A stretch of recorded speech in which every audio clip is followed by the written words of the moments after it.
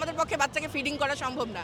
মানে মায়ের দুধ যদি বাচ্চারা না খায়, মানে ফিডার কিনে খাওয়ানো সম্ভব না। আমাদের বাচ্চারা যদি ফিডারের দুধ খায় তাহলে আমাদেরকে জাকাত নিয়ে তুলে এসে ফিডার কিনতে হবে, মানে দুধ কিনতে হবে, তাছাড়া আমরা খাওয়াইতে পারবো না। সত্যি কথা, একদম বাস্তব অরিজিনাল কথা বললাম। আমি যদি ক্ষুধার্ত পেটে থাকি, আমি আমার কাজে মনোযোগ দিতে পারবো না, ভবিষ্যতে আমার রুগীরা বঞ্চিত হবে। তো আমাদের প্রতি ইনভেস্ট করলে ভবিষ্যতে কারা লাভ হবে?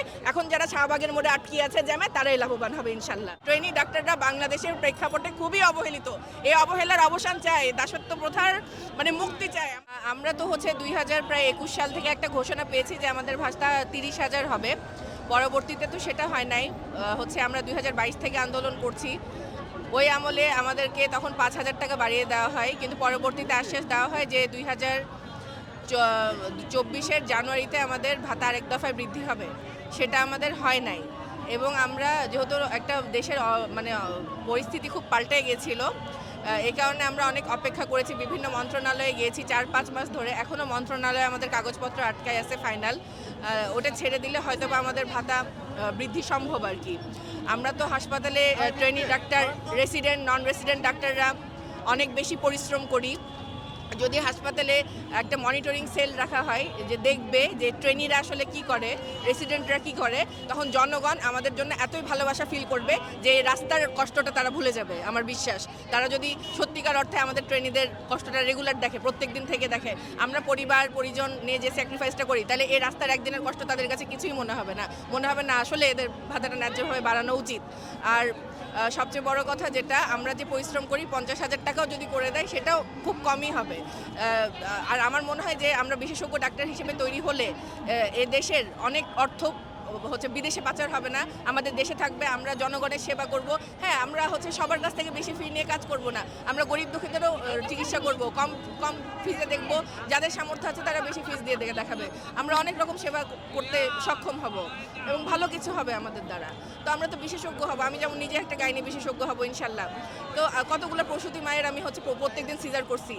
দেখা যায় 3-4টা করে সিজার করা লাগে মাঝের মধ্যে এমার্জেন্সিতে। নর্মাল ডেলিভারি মনিটর করছি, বাচ্চা পেটে পায়খানা করে দিচ্ছে, এমার্জেন্সিভাবে আমরা হচ্ছে সিজার করতেছি। তারপর নর্মাল ডেলিভারি বারবার পরীক্ষা করছি। হেপাটাইটিস বি থেকে শুরু করে HIV থেকে শুরু করে সব ধরনের রুগীর আমাদের ওটি করতে হয়। কোন ঝুঁকি আমরা নিই না, তাহলে কেন আমাদের ভাতা বাড়ানো হবে না? কেন বলেন আমাকে? যদি আমাদের ট্রেনিং যথেষ্ট ভালো হয় দেশে, এবং আমরা যথেষ্ট কাজের মাধ্যমে আমাদের মানে কাজটা শেখা হয়, মানে রুগী দেখার মাধ্যমে আমাদের কাজটা করতে হয়, ট্রেনিংটা শেষ করতে হয়।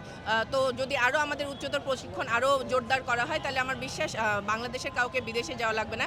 ইনফ্যাক্ট বাংলাদেশের চিকিৎসকরাই বিদেশে অনেক ভালো ভালো রেজাল্ট করে, রেকর্ড পরিমাণ ছাড়াই যায়, যারা বিদেশেও অনেকে পারে না করতে আর কি। মেধাবী, যথেষ্ট মেধাবী বাংলাদেশের চিকিৎসকরা আমার মনে হয়। আসলে কি একটা হচ্ছে দাসত্ব প্রথা অনেক দিন ধরে চলে আসছে আমাদের। হ্যাঁ, ট্রেনিরা প্রথমে ভাতা পেতই না, তারপরে 10,000 চালু হলো, 20,000 চালু হলো। কি ট্রেনিরা তো বিনা পয়সায় খাটতেছে, তাহলে এদের এত টাকা দিয়ে লাভ কি? বিনা পয়সায় খাটাতে তো সবাই পছন্দ করে, কিন্তু দেখেন আমাদেরও তো বাচ্চা আছে, আমাদেরও তো ঘর সংসার আছে। আমার কত দায়িত্ব সংসারের, আমার কত আত্মীয় স্বজনকে অনেক কিছু দিতে হয়। আমার দেখা যাচ্ছে বাবা মার ওষুধ কিনতে হয়, আমার বাচ্চার দুধ কিনতে হয় না? তো আমাকে ওই টাকাটা কে দিবে? 25,000 টাকায় বলেন একটা ডাক্তার কি ডিসেন্ট লাইফ লিড করতে পারে? আর ঢাকার ভাই বোনরা কীভাবে করবে? সম্ভব? বাড়ি ভাড়া দিতে তো 15,000-এর উপরে চলে যায় তাদের। তাহলে 10,000 টাকায় খাবো কি? বাচ্চার ডাইপার চেঞ্জ করবো কি? বাচ্চাকে ফিডার খাওয়াইলে তো কথাই নাই। আর আমাদের পক্ষে বাচ্চাকে ফিডিং করা সম্ভব না। মানে মায়ের দুধ যদি বাচ্চারা না খায়, মানে ফিডার কিনে খাওয়ানো সম্ভব না। আমাদের বাচ্চারা না খেয়ে থাকবে আমাদের ইনকামে। আমাদের সোর্স নাই তো, আমাদের বাইরে প্র্যাকটিস নাই, আমাদের কিছু নাই। আমাদের এই 25,000 টাকাতে ডিপেন্ড করতে হয়। আমাদের বাচ্চারা যদি ফিডারের দুধ খায়, তাহলে আমাদেরকে জাকাত নিয়ে তুলে এসে ফিডার কিনতে হবে, মানে দুধ কিনতে হবে, তাছাড়া আমরা খাওয়াইতে পারবো না। সত্যি কথা, একদম বাস্তব অরিজিনাল কথা বললাম, একটা বানিয়ে কথা বললাম না। হ্যাঁ, এর মধ্যে 2-4 জন খুব সলভেন্ট পরিবারের থাকতে পারে, তাদের কথা বাদ দেন। যদি এখানে যদি 50%ও গরিব পরিবারের হয়, 50%ও যদি গরিব পরিবারে সাফার করে, তাহলে কেন আমি দিনরাত 24 ঘন্টা খেটে পরিশ্রম করে কেন শূন্য হাতে আমি ফিরে যাব বাসায়? কেন আমি ওই দুঃখ ভারাক্রান্ত মনে, এই যে একটা আমার এই মাসের শেষে আমার একটা লোনের কিস্তি দিতে হবে, এই আমার একটা ভাইয়ের শেষে আমার ভাইকে 5,000 টাকা দিতে হবে, আমার বাবাকে 5,000 টাকা দিতে হবে। না বাবা, আমার হাতে টাকা নেই, আমি বুড়ো হয়ে গেছে, আমার বয়স 35 পার হয়ে যাচ্ছে, আমি পারছি না তোমাকে দিতে। বলতে আমাদের কষ্ট লাগে ভাই, কষ্ট লাগে। অথচ আমরা ফার্স্ট বেঞ্চার ছিলাম, এখনও আছি, কিন্তু লাভ কি হলো? টাকা কী লাভ হলো? আমরা অবহেলিত। ট্রেনি ডাক্তাররা বাংলাদেশের প্রেক্ষাপটে খুবই অবহেলিত। এই অবহেলার অবসান চাই, দাসত্ব প্রথার মানে মুক্তি চাই। আমাদের ট্রেনিদের দিকে, আমাদের রেসিডেন্টের দিকে প্লিজ ভালোবাসার দৃষ্টিতে তাকান, জনগণ তাকান, সচিবালয়ের মানুষজন তাকান, সরকার তাকান, সবাই তাকান আমাদের দিকে। আমাদের কষ্টটা অনুধাবন করেন। আমরা সারা দিন কষ্ট করি, আমরা প্রত্যেকটা রুগী নিয়ে কাজ করি, অথচ আমরা দিন শেষে আমার বাবাকে 5,000 টাকা দিতে গেলে আমাকে ভাবতে হয় যে না, আমার পকেটে টাকা থাকবে না, আমি তাকে কোনো টাকা দিতে পারি না। কেন আমাকে, কেন আমার বাপের কাছে 5,000 টাকা উল্টা চাইতে হবে? এটা কি আমার বয়স আছে এখন? না, আমি এটা মানি না, আমি মানতে পারি না। আমাকে 50,000 টাকা দিলে আমি ডাল ভাত খেয়ে, আমি কারোর কাছে হাত না পেতে, আমি জাকাত না নিয়ে আমি পার করতে পারবো না। তো আমার ধার বাকি হতে হতে আমাকে ব্যাংকে তখন 20 লাখ টাকা আরও ধার করতে হবে ট্রেনি লাইফে। এটা আমার পক্ষে সম্ভব হচ্ছে না, আর অন্য কারোর পক্ষে সম্ভব হচ্ছে না। আমাদেরকে বাঁচান, আমাদের ভাই বোনরা আমাদেরকে বাঁচান। আমাদের দাবি দেওয়াটা মেনে নিয়ে, আমাদের সরকার আমাদের দাবি দেওয়াটা মেনে নিয়ে, রাষ্ট্রপ্রধান আমাদের দাবি দেওয়াটা মেনে নিয়ে আমাদেরকে বাঁচান। এক কথায় বাঁচান। আমরা খুব অবহেলিত, নির্যাতিত অবস্থায় আছি। এটা আমরা আর চাই না। সরকারের বিরুদ্ধে আমাদের কোনো কিছু নাই, আমরা হচ্ছে নিউট্রাল একদম। এটা নিয়ে কোনো সন্দেহ নেই, কারণ আমরা সেই আমলেও করেছিলাম, ফ্যাসিস্টদের আমলেও করেছিলাম আন্দোলন। ওই আন্দোলন থেকে চলে আসছে। আসলে এরকম কোনো অস্থিতিশীল, আর ডাক্তারদের আন্দোলন একদম মানে নিজের প্রয়োজনের আন্দোলন এটা। এবং আরেকটা, শুধু নিজের প্রয়োজন বলবো না, আমি যদি হচ্ছে এখন মানে ক্ষুধার্ত পেটে থাকি, আমি আমার কাজে মনোযোগ দিতে পারবো না, ভবিষ্যতে আমার রুগীরা বঞ্চিত হবে। তো আমাদের প্রতি ইনভেস্ট করলে ভবিষ্যতে কারা লাভ হবে?